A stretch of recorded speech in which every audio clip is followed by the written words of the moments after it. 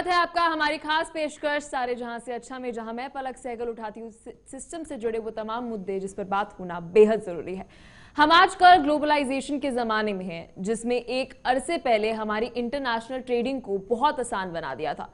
Exports देश के GDP का एक महत्वपूर्ण अंग है और विदेशी व्यापार को पर्याप्त महत्व एवं निवेश सहयोग दिया जाना हमारी अर्थव्यवस्था के लिए बहुत महत्वपूर्ण है। आगामी विदेश व्यापार नीति यानी कि आने वाली फॉरेन पॉलिसी का यह सुनिश्चित करने के लिए सक्रिय कदम उठाने चाहिए कि भारतीय कंपनियों के लिए निर्यात आसान हो, एक्सपोर्ट्स जो है वह आसान होते हुए नजर हो और साथ ही वर्ल्ड ट्रेडिंग ऑर्गेनाइजेशन के मानदंडों के अनुरूप हो। तो महामारी के कारण उत्पन्न हुई आर्थिक कठिनाइयों को देखते हुए नई विदेश नीति जो है उसको निर्यात बाधाओं को दूर करने के लिए बहुत जद्दोजहद करने की जरूरत है। साथ ही अगर हम बात करें ट्रांजिट कॉस्ट की और साथ ही ट्रांजिट कॉस्ट को कम करने के साथ लॉजिस्टिक्स और साथ ही बेसिक इंफ्रास्ट्रक्चर को समीक्षा करनी होगी। तो वही विकसित लॉजिस्टिक की अगर हम बात करते हैं उसकी भी संरचना के ऊपर मध्यम लो कॉस्ट ऑपरेटिंग एनवायरनमेंट स्थापित करने की जरूरत है। तो जीएसटी के अंतर्गत निर्यात लाभ वर्तमान में एफटीबी के दायरे से बाहर है, यानी कि अगर हम जीएसटी की बात करते हैं तो वो एक्सपोर्ट्स के अंदर नहीं आता है। तो जिसके परिणाम स्वरूप जितने भी एक्सपोर्टर्स हैं उनको कुछ फायदा जो है वंचित होते हुए नजर आते हैं। तो इस पर भी ध्यान देने की जरूरत है। साथ ही warehouses, ports, SEZ, quality testing lab, एक कुशल और व्यापक अवसंरचना नेटवर्क यानी कि लॉजिस्टिक की हाईली कॉम्पिटिटिव मार्केट के अंदर एक्सपोर्टर्स को टिके रहने में सहायता देगा। तो कैसी होनी चाहिए भारत की फॉरेन ट्रेड पॉलिसी, आज इसी पर होगी हमारी चर्चा। जब हम एक्सपोर्ट्स की बात करते हैं तो आज हम कहां स्टैंड करते हैं और आने वाले समय के अंदर जब हम फॉरेन ट्रेड पॉलिसी की बात करते हैं तो उसमें क्या कुछ होने की जरूरत है, आज इसी के ऊपर रहेगी चर्चा। लेकिन पहले ग्राफिक्स के ऊपर नजर डालते हैं। फॉरेन ट्रेड पॉलिसी संभावित यानी कि पोटेंशियली क्या संशोधन हो सकता है, क्या अमेंडमेंट्स हो सकते हैं। तो एमएसएमई यानी कि माइक्रो स्मॉल जितने भी एंटरप्राइजेस हैं उनका संकट का समाधान करना एक सबसे बड़ी प्रायोरिटी जो है वह रहेगी। तो जितने भी हम बिजनेसेस की बात करते हैं, छोटे बिजनेसेस की बात करते हैं, वो जीडीपी के अंदर काफी बड़ा योगदान देते हैं। तो इसी बीच जीएसटी रिफंड सुविधा को बेहतर करना फॉरेन ट्रेड पॉलिसी का एक बहुत महत्वपूर्ण कदम होने वाला है आने वाले समय के अंदर। तो 2026 तक की बात करें तो यही जो छोटी कंपनियां हैं, एंटरप्राइजेस हैं, उनके एक्सपोर्ट्स को 50% तक बढ़ाने की कोशिश जो है नई फॉरेन ट्रेड पॉलिसी द्वारा जो है वह होनी निश्चित है। तो इसी बीच एमएसएमई श्रेणी के दायरे में खुदरा और थोक व्यापारियों को प्रोत्साहन की कोशिश जो है वह की जाएगी। ये पोटेंशियली हम बोले तो हमारी आने वाली फॉरेन ट्रेड पॉलिसी जो है उस पर हो सकती है। साथ ही लॉजिस्टिक को और बेहतर करने की कोशिश रहेगी और साथ ही इसी बीच गोदामों, पोर्ट, एसईजेड यानी कि special economic zones, quality test lab को मजबूत करना बेहद जरूरी है, क्योंकि एक मजबूत लॉजिस्टिक नहीं है तो पॉसिबल नहीं है कि हम किस तरीके से अपने फॉरेन ट्रेड पॉलिसी को मजबूत करें। तो एक कुशल और व्यापक लॉजिस्टिक नेटवर्क लाना एक बहुत बड़ी चुनौती, लेकिन इसके ऊपर आने वाली फॉरेन ट्रेड पॉलिसी में कहा जा रहा है कि काम होते हुए नजर आएगा। साथ ही निर्यात प्रक्रियाओं के डिजिटलीकरण की बात करें तो उसके माध्यम से लागू करना बेहद जरूरी है, क्योंकि सब कुछ आजकल डिजिटल होते हुए नजर आ रहा है। तो निर्यात लाभ जीएसटी के अंतर्गत लाने की संभावना भी हो सकती है, क्योंकि जब हम बात करते हैं इंटरनल ट्रेडिंग की, जब भारत के अंदर हो रही है तो उसमें जीएसटी है। तो वर्ल्ड ट्रेड ऑर्गेनाइजेशन की नीतियों का अनुपालन करने वाली एक बेहतर योजनाएं यानी कि नई पॉलिसी के अंदर वर्ल्ड ट्रेड ऑर्गेनाइजेशन की जितनी भी नीतियां हैं उसको भी अनुपालन करने की कोशिश जो है वह रहेगी। तो क्या होनी चाहिए हमारी आइडियल फॉरेन ट्रेड पॉलिसी, आज इसी के ऊपर होगी हमारी चर्चा। और करंट जब हम 2015 और 2020 की बात करते हैं फॉरेन ट्रेड पॉलिसी वे कैसी रही और आने वाले समय के अंदर कैसी रहनी चाहिए, आज इसी पे होकर हमारी चर्चा। चलिए हमारे मेहमान हमारे साथ जुड़ गए हैं, आपको परिचय करा देते हैं। आरपी सिंह हमारे साथ महासचिव हिंद मजदूर सभा से जुड़ गए हैं, प्रोफेसर अखिल स्वामी मार्केट एक्सपर्ट हैं और साथ ही हमारे साथ डॉक्टर धनोज कुमार वरिष्ठ पत्रकार जुड़ गए हैं। बहुत बहुत शुक्रिया आप तीनों का अपना कीमती समय हमें देने के लिए। तो सबसे पहला सवाल आरपी सिंह जी आपसे मेरा रहेगा, जब हम फॉरेन ट्रेड पॉलिसी की बात करते हैं तो कितना महत्वपूर्ण है 2015 और 2015 से लेकर 20 तक की जो फॉरेन ट्रेड पॉलिसी थी वो किस तरीके की थी और आने वाले समय के अंदर किस तरीके की फॉरेन ट्रेड पॉलिसी होनी चाहिए, क्या कहना चाहेंगे आप? देखिए, इसमें एक तो बड़ी महत्वपूर्ण चीज ये है कि जो पुरानी पॉलिसी है उसको गवर्नमेंट ने 6 महीने के लिए एक्सटेंड कर दिया है जी।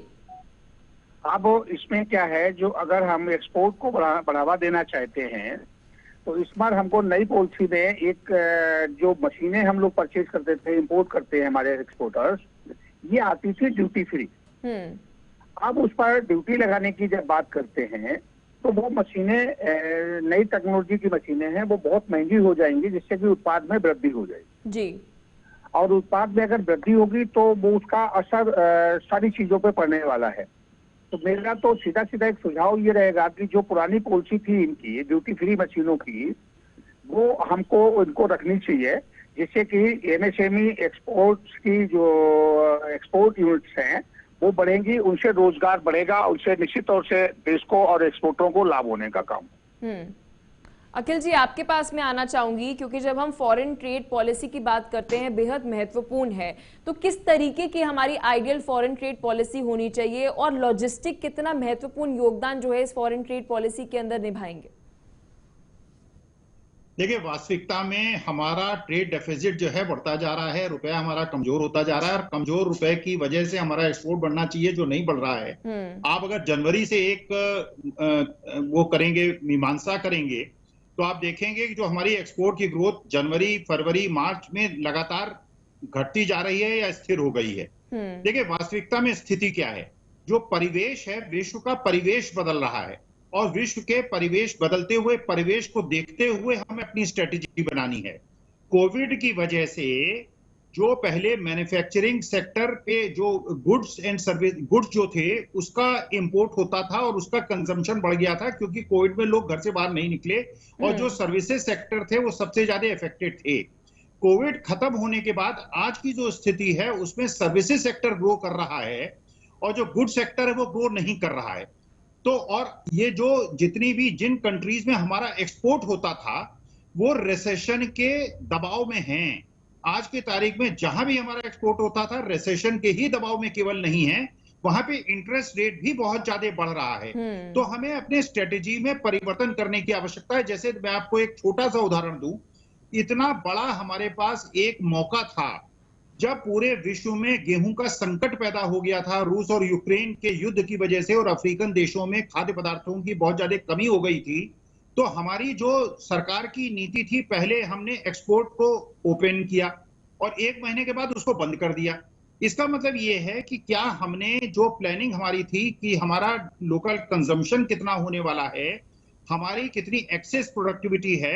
देखिए, जब तक जो भी आप नियम बनाएं और कानून बनाएं, जब तक उसका जनहित में उपयोग ना हो, किसानों को उसका लाभ न मिले, तो अगर वो उस समय एक्सपोर्ट पॉलिसी को सोच समझ के बनाया गया होता, जैसे पिछली बार आपके यहाँ जो चर्चा हुई थी हॉर्टिकल्चर और फ्लोरिकल्चर में, अगर हमारी एक्सपोर्ट पॉलिसी सही हो और हमारा एक्सेस प्रोडक्शन जो है उसका प्रोसेसिंग करके या उसको रॉ प्रोसेस करके उसको अगर एक्सपोर्ट किया जाए, क्योंकि ये वो क्षेत्र हैं जिसमें हमारे एज है, हमारी प्रोडक्टिविटी, हमारी कॉस्ट हमारी कम है और हमारा जो उत्पादक है, हमारा जो किसान है, उसको सबसे ज्यादा लाभ होने की वजह से हमारी अर्थव्यवस्था बहुत अच्छी होने की संभावना है।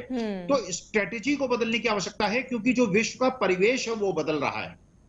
बिल्कुल, हमारे साथ डॉक्टर धनोज कुमार जी भी हैं। धनोज कुमार, अभी एग्रीकल्चर सेक्टर का ही सर ने जिक्र किया, तो हॉर्टिकल्चर सेक्टर के अंदर हम ये देखते हैं कि हमारी कितनी सारी फसलें जो हैं वो बर्बाद हो जाती हैं, इसलिए क्योंकि हमारे पास कोल्ड चेन नहीं है। तो मेरे पास ये क्या आंकड़ा है कि एक्सपोर्ट के जो टोटल प्रोडक्शन है हमारी एग्रीकल्चर के अंदर, उसमें सिर्फ 15% जो है हमारा सिर्फ एक्सपोर्ट होता है, जबकि हम दूसरे देशों के अंदर देखते हैं, चीन के अंदर देखते हैं 49% एक्सपोर्ट हो रहा है। साथ ही अगर हम यूएसए की बात कर रहे हैं 25% वहां पर एक्सपोर्ट हो रहा है। तो हमारे एग्रीकल्चर सेक्टर के अंदर जो हमारी एक्सपोर्ट पॉलिसी है उसको किस तरीके से मजबूत किया जाए?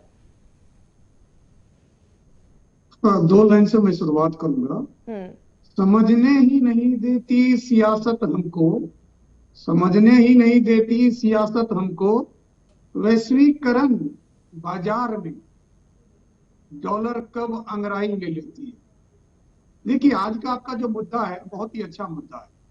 मैं एक बात कहना चाहता हूं बेबाकी से, ये ग्लोबलाइजेशन एक्सपोर्ट जिस पर आपने रखा है, जिसमें तमाम चीजें आ जाती है। अभी मैंने दोनों एक्सपर्ट को सुना, लेकिन सरकार इन चीजों पर उतना ध्यान नहीं देती। अगर मैं चाइना की बात करूं, चाइना 2-3 चीजों पर बहुत ज्यादा ध्यान देती है, एग्रीकल्चर पर, एक्सपोर्ट पर, और अपने जो इजाफा होता मतलब जैसे टैक्सेज वगैरह, तो हमारे इंडिया के अंदर देखिए, यहाँ दूध, चावल, घी पर तो लग गया जीएसटी, लेकिन एक्सपोर्ट जो है उसको एफटीएफ के तहत जीएसटी से बाहर रखा। तो थोड़ा सा जो सरकार की नीयत है ना, उसको समझना पड़ेगा। सरकार पता नहीं क्यों जब ग्लोबलाइजेशन एक्सपोर्ट की बात होती है तो वहां वो क्यों दुम दबा देते हैं, क्योंकि सरकार को कम से कम वहां अपनी ताकत दिखानी चाहिए कि सरकार को जो ये, मैं अब 2-3 चीज कोट कर देना चाहता हूँ, क्योंकि एग्रीकल्चर इसीलिए हमारा कमजोर है, क्योंकि हमारा भारत का जो मौसम है, कहीं पहाड़ी है, कहीं पर पठारी है, कहीं रेगिस्तान है, और जो फसल उगने वाली जमीन जो है वो बहुत सीमित है, जहां पर आज सरकार बिल्डरों को पूरा छूट दे रखा है। 1-2 बिल्डिंग गिराकर दिखा देते हैं कि मैं सख्त हूँ, लेकिन आप देखिए बहुत जगह है जो अनियमित किसानों की जमीन को, जैसे मान लीजिए चाहे एयरपोर्ट बनाने के लिए, चाहे एफटीएफ के तहत जो ट्रेन है उसके लिए अधिग्रहित कर लेते जमीन को सस्ते दाम, तो वहां भी किसान मारे जाते हैं। किसान का जो फसल है, उस फसल में जो डूब जाता है उसको मुआवजा नहीं मिलता है। किसान जो है उत्तम खेती करेगा, उत्तम फसल नहीं मिलता, उत्तम बीज नहीं मिलता, उत्तम खाद नहीं मिलता। इन सब चीजों को कौन देखेगा? इन सब चीजों को सरकार का देखने का दायित्व है। सरकार जो है अभी उनका नजरिया दूसरे तरफ है कि कैसे हम इलेक्शन जीते, कैसे हम इलेक्शन को जीत में परिवर्तित करें। लेकिन जो अभी ग्लोबलाइजेशन एक्सपोर्ट्स है, जैसे एमएसएमई की उदाहरण दी आपने, आज एमएसएमई का नारा तो दे रही है सरकार, छोटे मोटे हेल्प भी दे रही है, लेकिन क्या पर्याप्त है? एमएसएमई में जो इन्होंने वादा किया था कि मैं इतने 1000 करोड़ रुपया दूंगा, क्या उतने दे दिया? नहीं दिया। आज जो छोटे छोटे कल कारखाने हैं वो सहायता विहीन है, उनको कौन सहायता देगा? तो सरकार ही तो देगी ना। तो सरकार के कथनी करनी में फर्क है, क्योंकि सरकार कहती कुछ करती कुछ। आपको तो देखिए ना, दही अभी बाजार से खरीद के लाएंगे उस पर जीएसटी लागू है, लेकिन वही जगह एक्सपोर्ट होगा, बाहर जो चीज जाएगा इनका प्रोडक्ट वगैरह, हालांकि सीमित प्रोडक्ट, लेकिन वो अगर बाहर जाएगा तो वो बिल्कुल जीएसटी से छूट है उनको। तो कहाँ से मिलेगा? डीजल पेट्रोल है वो जीएसटी में नहीं है, शराब है वो जीएसटी में नहीं है, लेकिन उससे फिर सरकार का राजस्व कम हो जाएगा ना, ये भी तो एक बहुत बड़ा मुद्दा है। इस पर आरपी सिंह आप क्या कहना चाहेंगे? क्योंकि जब हम बात कर रहे हैं जीएसटी एक्सपोर्ट्स के अंदर लाना फायदेमंद होगा या सरकार के, अगर हम रेवेन्यूज की बात करते हैं, राजस्व की बात करते हैं, तो वो घाटे में जाते हुए नजर आएंगे। इस पर क्या कहना चाहेंगे आप? देखिए, सरकार के राजस्व का जहाँ तक सवाल है, सरकार कभी घाटे में नहीं होती है। तमाम तरीके के जीएसटी, अगर जीएसटी में वो रियायत देते हैं हमको और डीजल और पेट्रोल को जीएसटी में लाते हैं, तो हम एक ही जगह टैक्स नहीं दे रहे हैं, हम तो हर चीज पर टैक्स दे रहे हैं उनको। तो इससे अगर इस डीजल पेट्रोल पर वो जीएसटी लाते हैं तो निश्चित तौर से आज के किसानों को इसका लाभ मिलेगा, उत्पाद बढ़ेगा, और इसका लाभ जो है वो सरकार को के राजस्व पे कहीं पड़ने वाला नहीं है। इस पर आप क्या कहना चाहेंगे अखिल जी? क्योंकि जीएसटी की अगर हम बात करते हैं, क्योंकि काफी महत्वपूर्ण है, सर ने बोला कि बहुत बायसनेस है, आपने पेट्रोल और डीजल पर जीएसटी नहीं रखा, एक्सपोर्ट्स के ऊपर जीएसटी नहीं रखा, लेकिन फिर इंटरनली जितना हमारा बिजनेस हो रहा है, ट्रेड हो रहा है, उसके ऊपर जीएसटी है। तो क्या एक्सपोर्ट्स के ऊपर भी जीएसटी जो है वह आना चाहिए, ऐसा कुछ? देखिए, वास्तविकता में बिल्कुल पूर्व वक्ताओं ने सही बात कही कि हमारी मंशा क्या है। देखिए, गेहूं का एक्सपोर्ट आपने बंद कर दिया, लेकिन जो आटे का एक्सपोर्ट है वो बहुत ज्यादा बढ़ गया। मतलब क्या है? इसका मतलब यह है कि किसानों को फायदा न मिले, जो कि बड़ी बड़ी कंपनियां आटा बनाती हैं वो एक्सपोर्ट करें और सारा का सारा फायदा उनको मिल जाए। जब हम कहते हैं कि सरकार को घाटा होगा, सरकार का राजस्व का घाटा होगा, तो कॉर्पोरेट टैक्स जब आपने कम किया और 1.5 लाख करोड़ का उससे राजस्व को घाटा हुआ, तो अगर बड़े लोगों को फायदा होता है तो आप उसको राष्ट्र नीति बताते हैं और पूरे विश्व के प्रतिस्पर्धा के लिए आवश्यक बताते हैं। और जब मध्यम वर्ग को या एमएसएमई को, किसानों को कोई सुविधा देने की बात होती है तो राजस्व घाटे की बात करते हैं। देखिए, जब तक देश की हमारी परिस्थिति ऐसी है, भारत की परिस्थिति ऐसी है, अगर यहाँ पे मिडिल क्लास और लोअर क्लास की इनकम बढ़ जाए और चाहे बड़े लोगों की इनकम थोड़ी कम हो जाए, देश की अर्थव्यवस्था दुगनी तिगुनी तेजी से बढ़ेगी, क्योंकि डिमांड बढ़ेगी तो इंडस्ट्री को फायदा होगा। बड़ा आदमी जो है, अगर वो 50 लाख रुपए महीने कमाता है, 1 करोड़ कमाएगा, तो कंजम्पशन नहीं बढ़ाएगा। कंजम्पशन कौन बढ़ाएगा? डिमांड कौन बढ़ाएगा? गरीब आदमी जो कि 3000 रुपए महीने कमाता है, अगर वो 6000 रुपए महीने कमाएगा तो दूध भी पिएगा, घी भी खाएगा, मक्खन भी खाएगा, ब्रेड भी खाएगा, तो कंजम्पशन बढ़ाता है मिडिल क्लास और लोअर क्लास। आज की जो स्थिति पैदा हो गई है, देखिए जिक्र कर रहे हैं जितने भी हमारी माइक्रो एंड स्मॉल एंटरप्राइजेस हैं, तो उसके अंदर 29% जीडीपी को दे रहे हैं और साथ ही 40% अगर हम बात करें तो हमारी इंटरनेशनल ट्रेड के अंदर योगदान है। तो बल्कि इसके ऊपर तो सरकार का फोकस होना चाहिए। नहीं होना चाहिए, लेकिन देखिए वास्तविकता में जो हमारी नीतियां हैं, हम बड़े कॉर्पोरेट्स को फायदा दे रहे हैं। अगर आप देखेंगे तो सबसे ज्यादा नुकसान कोविड पीरियड में अगर किसी वर्ग को हुआ है तो एमएसएमई को हुआ है। सबसे ज्यादा बंद अगर कंपनियां हुई हैं तो एमएसएमई की हुई हैं। जो लार्ज कंपनीज हैं, जो लिस्टेड कंपनीज हैं, जो डेट पे नहीं निर्भर करती, उनका इक्विटी बेस ज्यादा होता है, जिनकी इंटरेस्ट कॉस्ट कम होती है, उनकी जो नेटवर्थ है वो 4 गुनी और 5 गुनी हो गई है। वही मैं बात कह रहा हूं, अगर एमएसएमई पनपेगा तो एमएसएमई रोजगार देता है, उससे लोगों की आमदनी बढ़ेगी तो कंजम्पशन बढ़ेगा। आज की तारीख में जो गिनी चुनी बड़ी कंपनियां हैं, जो लिस्टेड कंपनीज हैं, उनकी इनकम तो 6 गुनी बढ़ रही है। एमएसएमई भी चोट खा रहा है, मध्यम वर्ग भी चोट खा रहा है और छोटा वर्ग भी चोट खा रहा है। और जो हमने एक आत्मनिर्भर भारत की बात की थी, अगर देश में उत्पादन बहुत ज्यादा होगा, अगर डिमांड से ज्यादा आपकी सप्लाई होगी तभी तो एक्सपोर्ट करेंगे ना। अरे अगर आपके देश के अंदर आईआईपी नंबर नेगेटिव है इस महीने का, तो अगर इंडस्ट्रियल प्रोडक्शन आपका कम हो रहा है, अगर आपकी जीडीपी नहीं बढ़ रही है, अगर एक्सेसिव प्रोडक्शन नहीं हो रहा है, तो एक्सपोर्ट कैसे करेंगे? आपके देश की ही डिमांड पूरी नहीं हो पाएगी। तो आपको देश में हर क्षेत्र में, और एक होता है डीम्ड एक्सपोर्ट, अगर जो चीजों का इंपोर्ट होता है उसको देश में जो कंपनियां बनाती हैं, अगर उनको आप लाभ दें जिससे कि इंपोर्ट करने की आवश्यकता ना हो, क्योंकि देश की जो सबसे बड़ी समस्या आज की तारीख में है वो ट्रेड डेफिसिट है और रुपए का कमजोर होना है, क्योंकि हमारा जो फॉरेन एक्सचेंज भंडार है वो 650 करोड़ से घट के 550 करोड़ पे पहुंच गया है। तो इसमें डॉक्टर धनोज कुमार आप क्या कहना चाहेंगे? एक तरफ तो हम एक्सपोर्ट्स की बात कर रहे हैं, हमारा फॉरेन ट्रेड पॉलिसी ऐसी होनी चाहिए, फिर उसके बाद नज़ारा ये है कि अगर हम कोविड महामारी की बात करते हैं तो कोविड महामारी की वजह से अभी हमारे फॉरेन रिजर्व लगातार कम होते हुए नजर आ रहे हैं। तो इसी बीच हमारी जो माइक्रो एंड स्मॉल इंडस्ट्रीज की, हम एंटरप्राइजेस की बात कर रहे हैं, तो कोविड के अंदर सर ने जैसे बताया कि सबसे ज्यादा वही बंद हुई है, तो इस पर कितना फोकस करने की जरूरत है? देखिए, सरकार को सर्वे करवाना चाहिए, क्योंकि सरकार को हर चीज पर सर्वे कराने की आदत है। उनको सर्वे करवाना चाहिए और सर्वे करवा के उनको यह देखना चाहिए, क्योंकि आर्थिक मंदी तो है, क्योंकि जो एमएसएमई अभी प्रोफेसर साहब बहुत अच्छी बात आपको कहा, मैं उसी में थोड़ा सा ऐड कर देता हूँ कि कोविड मान लीजिए 2 साल रहे, कोविड 2 साल में तो चलिए जब तक लॉकडाउन रहे तब तक तो सब कुछ बंद रहा, लेकिन सरकार बंद नहीं रही ना। सरकार की सोच, सरकार की मंशा, ये सब ठीक, लेकिन सरकार को सहायता देना चाहिए। जिससे बैंक के ऊपर मान लीजिए जिसने ईएमआई लिया, उनको कहा गया था कि भाई ईएमआई में राहत दी जाएगी, लेकिन सबसे ज्यादा परेशान कौन हुए? जो लोन लिए, आज बैंक वाले अपने गुंडों भेज रहे हैं। मैं उसको गुंडा इसलिए कह रहा हूँ माफी के साथ, क्योंकि वो जाके बदतमीजी करते हैं। उनको कहते हैं कि भैया अपना ये करो। अरे कम से कम आप सपोर्ट की बात करते तो सपोर्ट आप अपने जनता को दे सकते हैं। एक्सपोर्ट इंपोर्ट में देखिए, मान लीजिए तो बाहर के देशों से आप लाते तो क्या वो आपको टैक्स छोड़ देता? क्या नहीं छोड़ता ना। तो आप भी क्यों नहीं टैक्स लगाते बाहर का? ये किस बात की दरिया दिली है?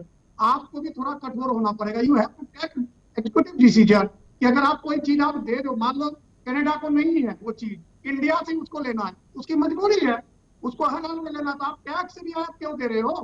क्योंकि टैक्स ही तो गवर्नमेंट का है, तो आप टैक्स को बढ़ाओ, जैसे कई देश बढ़ाते हैं, आप बढ़ाओ उस पर।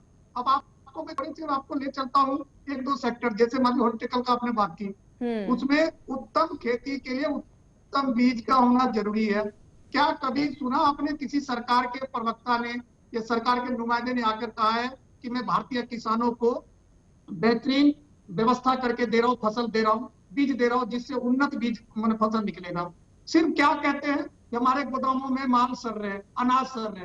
अरे अनाज कहते सर, राज आप 80 करोड़ लोगों को 1 रुपये 2 गेहूं चावल वो दे रहे हो, कहां से दे रहे हो? वो भारतीय किसानों के बल पर दे रहे हो। तो भारतीय किसानों को मजबूत और मजबूत करना है, क्योंकि किसान दंपति अपनी बेटी की शादी नहीं कर पाते हैं, अपने बच्चों के स्कूल कॉलेज के फी नहीं भर पाते हैं। तो ये सब चीज कौन देखेगा? ना आप देख सकती ना, ये सब काम सरकार को करना है, और सरकार तभी करेगा जब उसका हेल्प डेस्क मजबूत रहेगा। और हेल्प डेस्क का एक पार्ट है सर्वे। सर्वे का मतलब डेटा।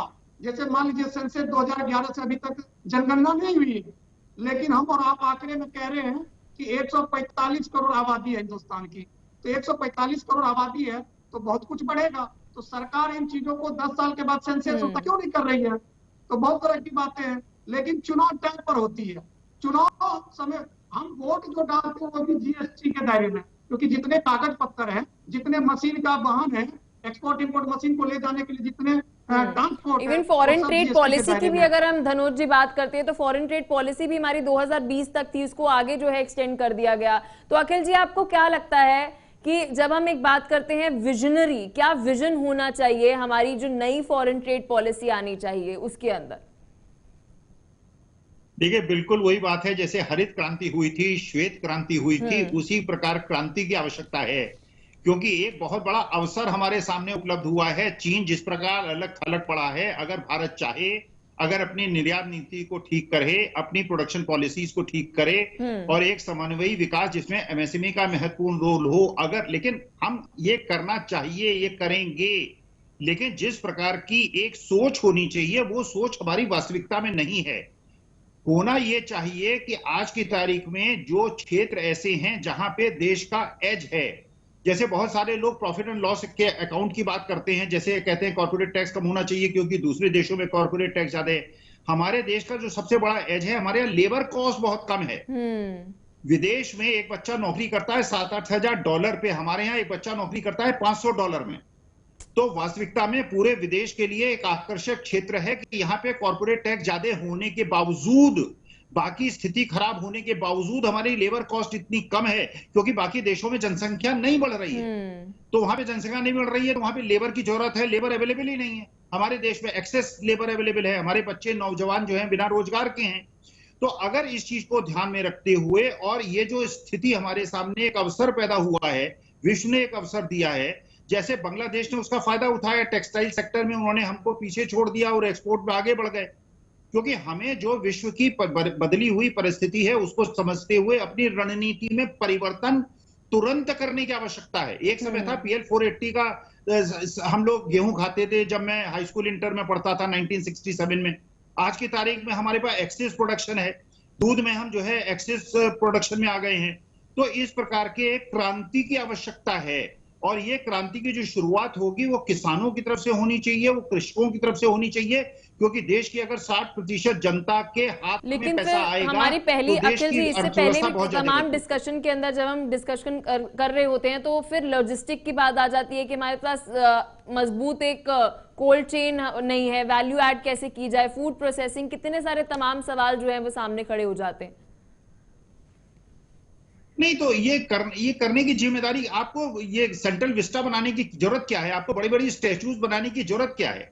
ये जो पैसा 30-40 हजार करोड़ का है, इससे कोल्ड चेन बनाइए ना, सोलर एनर्जी का उपयोग कीजिए ना, गांव को स्मार्ट विलेजेस बनाइए ना, उनका इंफ्रास्ट्रक्चर बनाइए ना, जिससे कि उनका हॉर्टिकल्चर, फ्लोरिकल्चर, एग्रीकल्चर के जो प्रोड्यूस हैं उनका नाश ना हो, एक्सेस प्रोडक्शन से उनको नुकसान ना हो। किसान को एक्सेस प्रोडक्शन से ज्यादा नुकसान होता है बनस्पति जब उसका प्रोडक्शन वो कम करता है, और आप MSP उस चीजों में देते हैं जिसका आप चाहते हैं कि कंजम्पशन कम हो और किसान उसको ज्यादा ना बोए।